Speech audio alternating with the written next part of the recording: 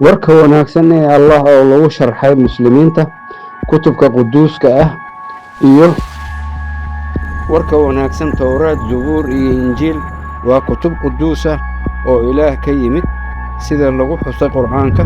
waxay sharxayaan sida Ilaah uu abuuray adduun qurxoon iyo sida dambigu uu soo galay, dambiga oo ah ka yimid go'aan nafsiyadeed ee shaki ka dhex jira qalbiga bani aadamka. Ilaah waa quduus, dambigu waa culus. Ilaah waa quduus iyo dhammaystiran, dambigu waa khalad weyn oo naga gooya isaga. qof waliba wuu dembaabaa waana u baahan yahay cafis, laakiin Ilaah wuxuu bixiyaa hal wado oo sax ah si loo helo cafis iyo dib u soo celin. sheekooyinka Qur'aanka iyo kutubta hore oo tilmaamaya wadadaas. Aadan iyo Xaawo markii ay dambaabeen oy ogaadeen inay qaawan yihiin, ceeb iyo cabsi daran ayaa gashay noloshooda. waxay isku dayeen inay isku qariyaan caleemaha. isku dayga inay wax ka qabtaan ceebtooda iyo dembiga ayaa sababtay inay Ilaah iska qariyaan.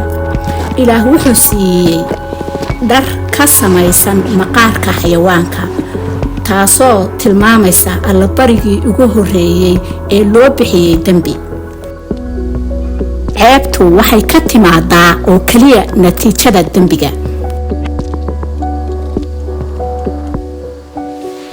Haabiil iyo Qaabiil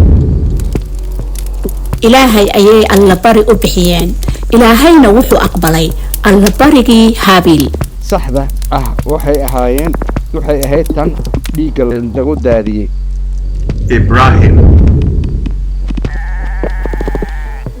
Ilaahay Ibraahim wuxuu siiyey wan uu ku bedelo wiilkiisa.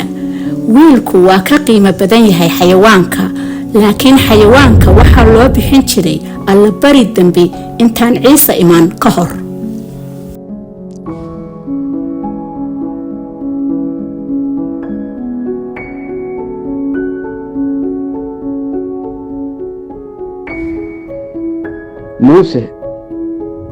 Muuse waxaa loo amray inuu xayawaanka u bixiyo allabari dambi si loo cafiyo dadka Israa'iil. meeqaamka Yuhuudda iyo wadaadada waxay bixin jireen allabari. sidoo kale waxaa lagu xusay allabariga Qur'aanka. xayawaanka waxaa loo bixin jiray cafiska dambiyada. waxay tiir dhaxaad u ahayd Tawreedka. ma jiro dambi dhaaf dhiig daadis la'aan. waayo jidhka noloshiisii waxay ku dhex jirtaa dhiigga, oo anna waxaan meesha allabariga dusheeda idinku siiyey in nafihiinnu loogu kafaaro gudo. waayo waa dhiigga waxa loogu kafaaro gudaa nolosha darteed. Ciise nebi isbixinta Ciise waa la sii sheegay, maxaa yeelay dhiigga xooluhu inaguma filnayn in Ilaahay loogu soo dhawaado, laakiin weli lama helin wax dembigii inaga nadiifiya. sidaas ayaa Ilaahay inoogu soo diray wiilkiisa madiga, sidii uu sii sheegay Yooxanaa oo yiri, bal eega wanka Ilaahay oo dunida dembigeeda oo dhan qaadaya. Ciise waa la dilay. Ciise waxaa loo dilay dembiga dunida oo dhan si ay dambi dhaaf u helaan. waxaana Ilaahay cafiyaa intii magaciisa rumaysato oo dhan. wuxuuna u bixiyey wax walba oo nebiyadii sii sheegeen oo ku qoran kitaabka Sabuurka iyo Sharciga. kadib wuxuu furay maskaxdooda si ay u fahmaan qoraalka sii sheegay, kani waa kii laga qoray Masiixa waa la dilayaa, waana dhimanayaa, wuxuuna soo sara kici doonaa maalinta saddexaad.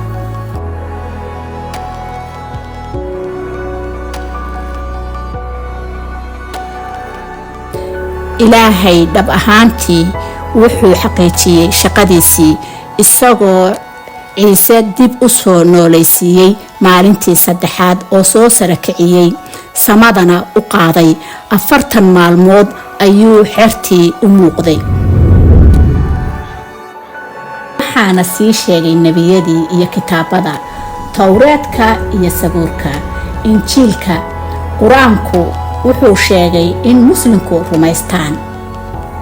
maxaa ka wanaagsan in si degdeg ah loo helo cafis buuxa oo loogu helo dembiga, oo looga baxo ceebta iyo cabsida, oo si xor ah loogu noolaado nolosha weligeeda. ciise waa kan nebiyadu ay ka qoreen inuu yahay jidka nolosha iyo runta. maxaa lagu sugayaa? qur-aanku wuxuu amray muslimiinta in ay rumaystaan kutubtii hore. haddaba haddii ilaah uu si cad u muujiyey jidka cafiska iyo sharafta, miyaad ku aamini lahayd? wararka wanaagsan waa tani: cafis buuxa oo dembi kasta laga helo, soo celin lagaga baxo ceeb una noqoto sharaf, xorriyad laga helo cabsi iyo dembiga, nolol buuxda iyo kalsooni, awood nolosha ilaah si uu qof u noolaado si cadaalad iyo naxariis leh.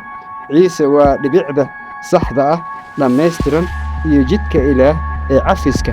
ma ku aamini doontaa?